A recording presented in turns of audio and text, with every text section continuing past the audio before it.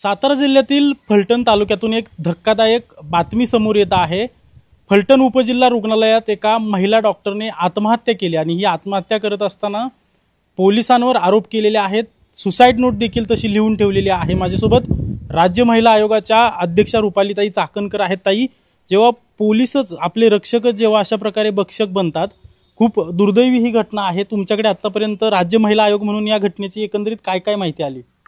सातारा जिल्ह्यातल्या फलटण उपजिल्हा रुग्णालयातील ही घटना अत्यंत संतापजनक आहे। खऱ्या अर्थानं समाजामध्ये संरक्षण करण्याची भूमिका ही खाकीवर्दीची असते, पण संबंधित डॉक्टरने जी सुसाईड नोट लिहिलेली आहे त्याच्यामध्ये पोलीस निरीक्षक गोपाळ बदने यांनी लैंगिक अत्याचार केल्याच्या संदर्भातली माहिती त्याच्यामध्ये नमूद करून ही सुसाईड नोट लिहिलेली आहे।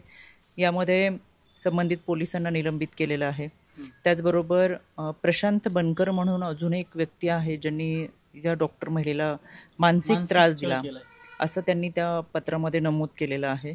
खरं तर या दोघांच्याही तपासासाठी पोलीस रवाना झालेले आहेत। पोलीस पथक त्यांनी तैनात केलेलं आहे। यामध्ये बीड आणि पुणे या भागामध्ये या दोघांचाही तपास होतोय। खरं तर अशा पद्धतीने घटना घडणे हे अत्यंत संतापजनक आहे। राज्य महिला आयोग म्हणून आम्ही याची दखल घेतलेलीच आहे।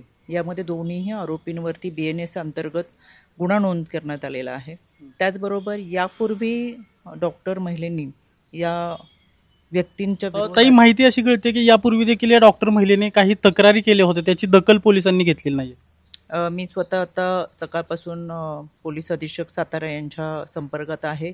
यामध्ये या महिला डॉक्टरांनी सुद्धा पोलिसांच्या विरोधात तक्रार दाखल केली होती आणि पोलिसांची सुद्धा डॉक्टर महिलेच्या विरोधात तक्रार होती। आता पुढे तपास जात असताना या अनुषंगाने सविस्तर माहिती आज दिवसभरात आपल्याकडे येईलच की डॉक्टरांच्या विरोधात का तक्रार होती आणि एकमेकांच्या विरोधात तक्रार देण्यापाठीमागं कारण काय होतं। म्हणजे पोलिसांची सुद्धा तक्रार आहे, डॉक्टरांची सुद्धा तक्रार आहे। तर याच्यामध्ये डॉक्टरांकडे काही तपास जेव्हा जात होता त्यावेळेस तो अनफिट आहे असं दाखवलं जात होता किंवा त्यांना ॲडमिट करून घेणं, अशा बऱ्याच काही गोष्टी मागच्या आहेत। मला असं वाटतं पुढचा तपास सुरू असताना त्या सगळ्या मागच्या गोष्टींचा मागोवा आणि आपल्याला माहितीसाठी त्या सगळ्या गोष्टी दिवसभरात लक्षात येतीलच या तपासाच्या अनुषंगाने। पण अशा घटना खरं घडू नयेत आणि खऱ्या अर्थानं पोलिसांवरती जो विश्वास आहे तो कुठंतरी या गोष्टींमुळे, या कृत्यांमुळे कुठेतरी त्यामध्ये एक सांचकता निर्माण होते। त्याच्यामुळे पोलिसांनी जरी डॉक्टरांनी जर त्या संदर्भात काही तक्रार दाखल केली असेल आणि या कोणत्या यंत्रणेने दुर्लक्ष केलेलं आहे तर त्यांच्यावरती सुद्धा कारवाईची मागणी ही राज्य महिला आयोगाच्या वतीनं तर आहेच, पण याचा पाठपुरावा महिला आयोग सुद्धा करेल। ज्यावेळेस हे सगळं सुसाईड झालं, सुसाईड नोट हातावर लिहिली त्या डॉक्टर महिलांनी आणि त्याच्यात थेट लिहिलेलं आहे की 4 वेळा अत्याचार केला किंवा आणखी एक व्यक्ती आहे त्यांनी मानसिक छळ केला। नेमक्या या व्यक्तींची पार्श्वभूमी काय आहे? दोघे पोलीस आहेत की एक पोलीस आहे? नेमकं काय आहे? दोघे पोलीस असल्याचं कळतंय। याच्यामध्ये गोपाळ बदने हा पोलीस निरीक्षक आहे।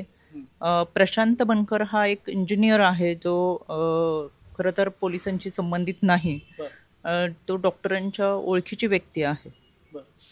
पोलीस गोपाळ बदने आणि डॉक्टर हे एकाच तालुक्यातले होते, त्यांची आधीपासूनची ओळख होती अशी माहिती पोलीस अधीक्षक कार्यालयातून मिळालेली आहे। अजूनही पुढे तपास होईल, त्या तपासामध्ये बऱ्याचशा गोष्टी आपल्या समोर येतील। म्हणजे ज्या महिलेने यामध्ये आत्महत्या केली आणि ज्या पोलिसावर हे आरोप होत आहेत ते दोघं एका तालुक्यातले असल्याची माहिती तुम्हाला समजते? हो। मग पोलीस अधीक्षकांशी तुमचं यावेळी काय बोलणं झालंय का? त्यांनी काय काय नेमकी माहिती दिली यामध्ये? सकाळपासून मी पोलीस अधीक्षक यांच्या संपर्कात आहे। बरीचशी माहिती अपडेट मी त्यांच्याकडून सातत्याने घेण्याचा प्रयत्न करते। याच्यामध्ये जशी आता एक माहिती होती की डॉक्टरांच्या विरोधात पोलिसांची आणि पोलिसांच्या विरोधात डॉक्टरांची, दोघांची एकमेकांच्या विरोधातली ही दोन्ही तुम्ही म्हणताय की डॉक्टरांनी पोलिसांच्या विरोधात यापूर्वी तक्रार केली आणि पोलिसांनी देखील डॉक्टर जी महिला आहे तिच्या विरोधात तक्रार केली, त्याच्यावर आतापर्यंत पोलिसांनी नेमकी काय कारवाई केली याबाबत काय माहिती दिली का? ज्यावेळेस डॉक्टरांच्या विरोधात तक्रार होती त्यावेळेस ती तक्रार निकालात निघालेली होत्या, त्यावेळेच्या त्यांच्या हेअरिंग सुद्धा झालेल्या होत्या आणि त्या होत्या त्या पेशंटच्या अनफिट सर्टिफिकेटच्या बाबतच्या होत्या किंवा सातत्याने अशा पद्धतीने अनफिट होणं आणि ॲडमिट केल्यानंतर त्याचा सगळा ताण हा पोलीस यंत्रणेवरती येत होता। त्याच्यामुळे पोलिसांनी तशा स्वरूपाची तक्रार दाखल केलेली होती आणि डॉक्टरांची जी तक्रार होती पोलिसांवरती तक्रार दाखल केल्यानंतर डॉक्टरांनी पोलिसांवरती तक्रार नेमकी महिला डॉक्टरने कोणती छळवणुकीची तक्रार दिली होती किंवा शोषण होते म्हणून तक्रार, नक्की कसली तक्रार होती? सुरुवातीच्या तक्रारीमध्ये शोषण किंवा त्रास अशा स्वरूपाची नव्हती की त्यांच्याकडे जे पेशंट तपासासाठी येत होते आणि त्याचा रिपोर्ट पोलिसांना लागत होता, त्याच्या अनुषंगाने त्या तक्रारी होत्या. आता हा तपास पुढे जात असताना मला असं वाटतं की तपासामध्ये बऱ्याचशा गोष्टी निष्पन्न होतील आपण चर्चा करण्यापेक्षा, आणि लेखी स्वरूपात हा सगळा अहवाल आम्ही पोलिसांकडे मागितलेला आहे. ताई, आपण जर पाहिलं तर गेल्या अनेक दिवसांपासून महिलांवरील अत्याचाराची प्रकरणं वाढलेली आहेत. मुंबईमधून एक घटना समोर येते की काळा चौकी परिसरात एका युवकाने एका तरुणीवर चाकूने हल्ला केला आणि स्वतःवर देखील हल्ला करून घेतलाय. खरं तर ही फार मोठी विकृती आहे समाजाची. इतक्या मोठ्या प्रमाणामध्ये कायदा सुव्यवस्था प्रशासन काम करत असताना दुसरीकडे आपण पाहतोय या समाजातले वाढत्या विकृतीचं सुद्धा खरं आपण पायदळी तुडून त्याचा नायनाट केला पाहिजे. आणि ही विकृती कुठं येते? ज्या अनेक घटना घडतात त्या घटनांमध्ये 70 ते 75% घटना ह्या ओळखीच्या लोकांकडून होणाऱ्या असतात, नातेवाईकांकडून होणाऱ्या असतात. अनोळखी व्यक्तींवरती आपण विश्वास ठेवून मैत्रीचं खऱ्या अर्थानं नातं पुढे घेऊन अनेक वेळा प्रेमसंबंध त्याच्यामध्ये स्थापन होतात आणि नंतर कळतं की या व्यक्ती अशा पद्धतीच्या आहेत. त्याच्यामुळे आम्ही कायम सांगतो, खरं तर अशा घटनांमध्ये जो कोणी व्यक्ती असेल त्याच्यावरती कडक कारवाई, कठोर शिक्षा ही झालीच पाहिजे. त्याचा पाठपुरावाही आम्ही करत असतो. पण घटना घडूच नये याच्यासाठी खरं सतर्क राहणं फार गरजेचं आहे. त्याच्यासाठी पोलीस यंत्रणा, मग ती वन स्टॉप असेल, भरोसा असेल, बीट असेल, दामिनी पथक असेल, या सगळ्या माध्यमातून ही सगळी सुरक्षितता पोलिसांच्या माध्यमातून देण्याचा प्रयत्न जो होत असतो. आता ही घटना जी घडली याच्यामध्ये समोरच्या व्यक्तीला संपूर्ण स्वतः आयुष्य उद्ध्वस्त करणं म्हणजे काय, एखादी गोष्ट मला मिळाली नाही तर ती संपून टाकायची, ही मानसिकता आणि ही मानसिक विकृती फार भयानक आहे. तर ही कुठेतरी थांबली पाहिजे. याच्यासाठी खरं तर प्रबोधन फार महत्त्वाचं आहे, कुटुंबातला संवाद महत्त्वाचा आहे आणि कुटुंबातून मिळणारं प्रेम हे फार महत्त्वाचं आहे. आणि मला असं वाटतं की कुठेतरी ही विभक्त कुटुंब पद्धतीमध्ये आता फार कमी प्रमाणामध्ये हे सगळ्या गोष्टी समजून सांगण्याच्या घडत नाहीत आणि म्हणून ह्या अनुषंगाने या सगळ्या गोष्टी घडत असतात. पण एक समाजाचं प्रबोधन होणं आणि त्याचबरोबर समाजामध्ये एक मानसिकता, एक निकोप वातावरण तयार करण्यासाठीचा प्रयत्न होणं फार गरजेचं आहे असं मला मनापासून. तुम्ही सांगता की ताई, ही घटना समजल्यापासून, फलटणची घटना समजल्यापासून तुम्ही पोलीस अधीक्षकांच्या संपर्कात आहात, पण तुम्ही सातारला जाणार आहात का? किंवा ज्या महिलेने, ज्या डॉक्टरने आत्महत्या केली त्यांच्या कुटुंबियांची वगैरे काय भेट घेणार आहात का? मी आता सगळी माहिती घेते. मी 2 दिवसापूर्वीच साताऱ्याला होते. जनसुनावणीच्या माध्यमातून संपूर्ण सातारा, सासपडेचा भाग असेल त्या कुटुंबियांची भेट घेतली आणि त्याचबरोबर माझ्याबरोबर आयोग होते, सगळी पोलीस यंत्रणा, आम्ही स्वतः तिथं जाऊन आलो.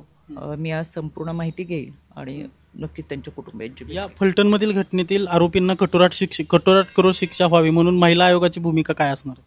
यामध्ये खरं तर खाकी वर्दी ही समाजाच्या रक्षणासाठी आहे, पण समाजामध्ये जर अशा पद्धतीने खाकी वर्दीकडून कृत्य होत असेल तर हे अत्यंत संतापजनक आहे. त्याच्यामुळे या आरोपीला कठोर शिक्षा तर व्हावीच, याच्यासाठी महिला आयोगाच्या वतीनं पाठपुरावाही केला जाईल.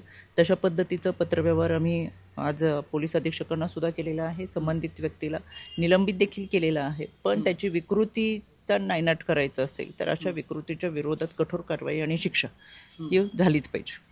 शहराच्या ठिकाणी ताई कुठंतरी लोकप्रतिनिधी जे आहेत ते पोलीस यंत्रणेवर लक्ष ठेवून असतात, मात्र ग्रामीण भागात काही ठिकाणी पोलीस यंत्रणा जे आहे ती चुकीच्या पद्धतीने कामं करत असते. सर्वसामान्य लोकांना न्याय भेटत नाही, विशेषतः महिलांना न्याय भेटत नाही. अशा पोलीस अधिकाऱ्यांसाठी काय प्लॅन आहे का आपल्याकडे? आम्ही सातत्याने महाराष्ट्रामधल्या महिला भगिनींना, मग त्या शहरी भाग, ग्रामीण भाग, वाड्या वस्त्या आणि पाड्यांवरच्या असतील तर आवर्जून सांगत असतो की तुम्हाला कोणती तक्रार दाखल करायची असेल तर तुम्ही भरोसा असेल आणि पोलिसांकडे जा. जर भरोसा असेल आणि पोलीस विभागाने तुमच्याकडे दुर्लक्ष केलं तर पोलीस तक्रार दाखल करून घेत नाही, याच्या संदर्भातली तक्रार तुम्ही आमच्याकडे करू शकता. आम्ही जाब विचारू किंवा आम्ही पोलिसांकडे या पद्धतीने आपण जर महिलांच्या तक्रारी दाखल करून घेत नसेल तर कारवाई करण्याची मागणी करू. त्याच्यामुळे अनेक महाराष्ट्राच्या कानाकोपऱ्यातून महिला आमच्याकडे तक्रार करत असतात. पण आपल्याही माहितीप्रमाणे जर अशा कोणत्या पोलीस स्टेशनला असेल किंवा पोलीस विभाग असेल, कोणत्या ग्रामीण भागामध्ये असेल की महिलांच्या तक्रारी दाखल करून घेत नसतील तर जरूर आमच्याशी संपर्क साधा, आम्ही संबंधितांवरती कारवाई करू.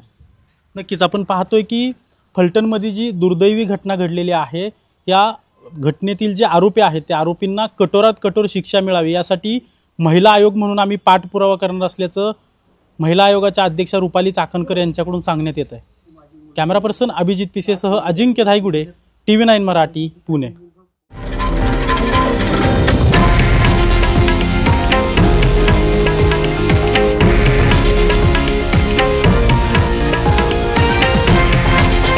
हे आहे देशातील नंबर 1 न्यूज नेटवर्क आणि आपण पाहत आहात TV9 मराठी, एकमेव.